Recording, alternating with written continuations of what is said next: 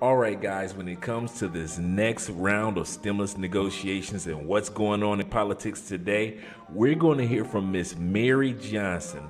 She's the policy analyst for the Senior Citizens League, and she's going to explain why there should be a $1,400 stimulus payment given to those that are on Social Security, that are on SSI, Ssdi, and even more, as well as Senator Bernie Sanders, who was on Meet the Press yesterday, giving his explanation on why he still believes both infrastructure bills will pass within the next few weeks. And if you stay to the end of this video, you'll get a chance to find out if you're this week's winner for the $50 stimulus giveaway that we give away every week here on Mostly Money. Well, my name is Andre, and you're watching Mostly Money, where you're going to get all facts, no fake, no phony, and no fluffed up information when it comes to next round of stimulus negotiations and what's going on in politics today. And if you're interested in getting this information on a daily basis, well, you've made it to the right channel. All you need to do for yourself is subscribe. Click that bell notification so you can get the latest and greatest information coming from Mostly Money, because we're going to always be here for you and your loved ones. Let's get started. Let's hear from what Mary Johnson has to say, and she's going to explain why a $1,400 stimulus check should be given away to those of you that are seniors. 2021 has been a rough year for anyone living on a fixed income. Inflation increased at its fastest rate in a decade. Year-over-year prices also jumped, making many essential items more expensive. The Senior Citizens League, a nonpartisan senior group, started a petition in September of 2021 to lobby for a new $1,400 stimulus check just for seniors. There is a very significant chunk of Social Security beneficiaries who rely on Social Security for their major source of income. They don't have a lot of savings, and our surveys have found that as many as 40% of participants in our surveys have said they did not have any savings at all. So they are very much dependent on their Social Security benefits to keep up with when costs increase. The Senior Citizens League estimates that the Social Security COLA for 2022 should be around 6%. Johnson says that this would be a much-needed help for benefit recipients, but many are running out of time. The COLA won't be paid until January. So there is months of having to meet these high costs. And right now, their benefits were only raised by about on average, about $20 a month for this year. So when they're facing very large increases for prescription drugs, for food, many of, about half of all households have reported their fastest growing cost this year has been food. Johnson says the Senior Citizens League was overwhelmed with support of its new proposal. We were really stunned.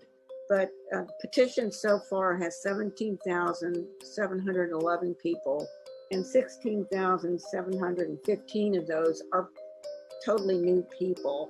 Johnson says that a lump sum of money may be just what seniors need. Social Security benefits are paid out monthly, and many seniors are faced with tough decisions in the weeks between checks. We get this all the time. People say they run out of money by the third week, and they have to wait until they get their next check to be able to go buy food or pick up their prescriptions. Another stimulus check would also offer important tax advantages for those on fixed incomes. Stimulus is an advanced refundable tax credit. It means it's not going to count as taxable income. When Social Security benefits increase from a COLA, that can increase the amount of taxable income people have. Whether seniors have to wait until January or get another stimulus check sooner, Johnson says you can bet on that money being put right back into the economy.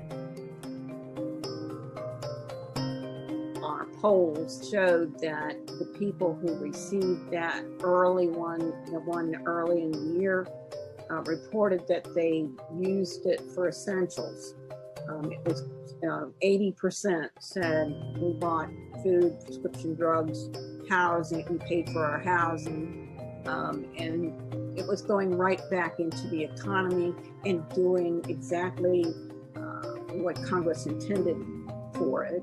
Seniors cannot afford to wait for the cost of living adjustment that takes place in January. There are a lot of seniors that are taking care of their loved ones, such as their grandchildren, right now that could use that $1,400. Now, I know many of us, I know the rest of us can as well, but she's focusing on her group, which are the seniors. Also, for those of you that are seniors, you already realize the power that you have in regards to your voting power. Outside of the IRA, the gun rights group, the second largest group in regards to having voting power are the seniors. Another thing that individuals don't realize when it comes to the $1,400 that can be very important for seniors is this, that as she said, it's going to go right back into the economy. So when it comes to seniors and spending, just like with each stimulus bill, the money went right back into the economy, just like President Trump and President Biden was hoping that it would do. And another stimulus check will do the exact same thing, especially during these up and coming winter months. And one of the last things that she mentioned is that $1,400 is tax-free money. So if you're a senior and they let this bill be passed, what'll happen is you receive that stimulus check, and just like the ones before, they are going to be tax-free. Now, don't forget, guys, I know a lot of you are saying, well, what about the rest of us? There is still a petition out there for $2,000 stimulus checks that's still alive. So that petition has not died. They're still receiving signatures, and there are still individuals that are fighting out there on your behalf to try to get this $2,000 stimulus out to individuals as well as their families. And speaking of individuals and their families, we have Bernie Sanders once again on Meet the Press, and he's explaining why he believes that even though Joe Manchin and Kristen Sinema have been fighting against getting these infrastructure bills passed and passed immediately, he still believes that both of these bills can make it through Congress and on the president's desk as soon as possible. Is Senator Bernie Sanders of Vermont. He's, of course, the chair of the Senate Budget Committee. Senator Sanders, welcome back to Meet the Press, sir. My pleasure. Let me start with what apparently the president said behind closed doors to the House Democrats. And he floated the idea that, hey, this number is going to be a little bit lower, $1.9 trillion to $2.2 trillion. Have you accepted the fact that it's not going to be $3.5 trillion? Chuck, that is, by the way, that is not my understanding of what he said. What he said is there's going to have to be give and take on both sides. I'm not clear that he did bring forth a specific number. But what the president also said, and what all of us are saying, is that maybe the time is now for us to stand up to powerful special interests who are currently spending hundreds of millions of dollars trying to prevent us from doing what the American people want. We want to lower substantially prescription drug costs in this country so we're not paying 10 times more for certain drugs than Canada and other countries. And the pharmaceutical industry has 1,400 lobbyists on Capitol Hill right now trying to stop us. We want to deal with the existential threat of climate change. We want to deal with child care.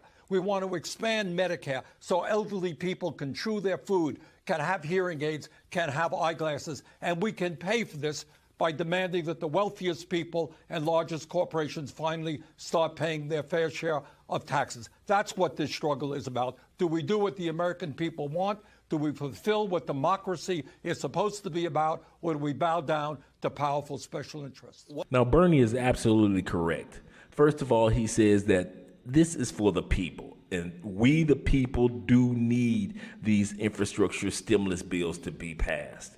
Secondly, he said that this will help enhance Medicare when it comes to hearing, visual, and dental, as well as other areas where Medicaid needs to be improved. Another thing that he mentioned is free college tuition for at least 2 years. Many individuals that are paying college debt right now wish that they had that opportunity when they were going to school. Also, child care. He mentioned this as well, how important these programs are. So when it comes to this next round of infrastructure stimulus bill, don't take for granted and just focus on the roads and just climate change. But there are a lot of programs that they want to put off into that $3.5 trillion that's going to be paid off over a 10-year span. So it's not like they're paying it off right now. They're going to take that money with both infrastructure bills, which will probably add up to be between $3 to $5 trillion in all, and it's going to stretch out over a 10-year span in regards to payments. Bernie is saying this: the payments will come from the tax money that'll come from corporate America. As he just mentioned, he does believe that the senators will come together. What is your preference when you're writing this bill? Look, I know what your initial preference was. You believe 3.5 trillion is the compromise, that you started at 6 trillion. But whatever the number ends up being agreed upon, do you believe in these programs? Because there's a large wish list and a set of needs the country has, but you might not be able to do all of them fully funded. Do you believe in trying to do as many of them as you can, and maybe that some of them are smaller programs and you'll vote on them in a couple years to extend the funding? Or do you think you got to do 3 or 4 things really well? Chuck, this is not a wish list. Climate change and cutting carbon emissions has everything to do with whether or not we leave this planet to future generations that is healthy and is habitable. Scientists tell us we got a few years. You want more workers out in the workforce. We need to reform child care so that 1 million women can come back to work and not have to pay as a family 20 or 30% of their income for child care. You have to have skilled workforce. We can't have a skilled workforce and do the good jobs that are out there unless we train young people. That's why we want to make community colleges tuition free. So this is not a wish list. This is what the working families of this country want and what the economy needs. The real question is, now, the Republicans, of course, are owned by the pharmaceutical industry and the fossil fuel industry. We don't expect them to do anything. But the question now is whether the Democrats can come together, and I think that we can. While the senators are fighting over the budget, you never hear anybody talk about what programs they want to have in there and which ones they don't. Because with a smaller budget, that means that they cannot do all the things that they plan on doing. What is it that Kristen Sinema and Joe Manchin really want to put in there or take out of there? They aren't saying that. They're just talking about the money, but they aren't talking about the programs. And that's what Bernie is saying. The programs are the important part, not just the budget. Yeah.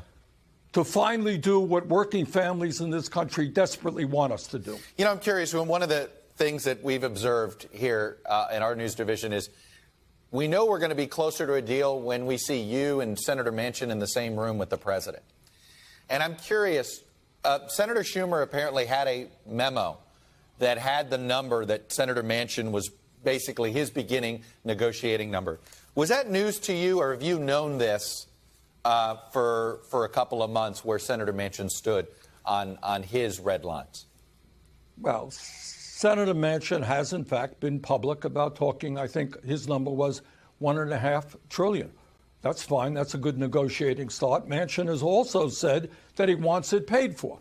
I want it paid for. And you can pay for it with a $3.5 trillion bill by finally demanding that the wealthiest people in large corporations start paying their fair share of taxes. As you well know, Chuck, there's a given year when Jeff Bezos and Elon Musk, the wealthiest people in this country, don't pay a nickel in federal income taxes. Large corporations don't pay a nickel.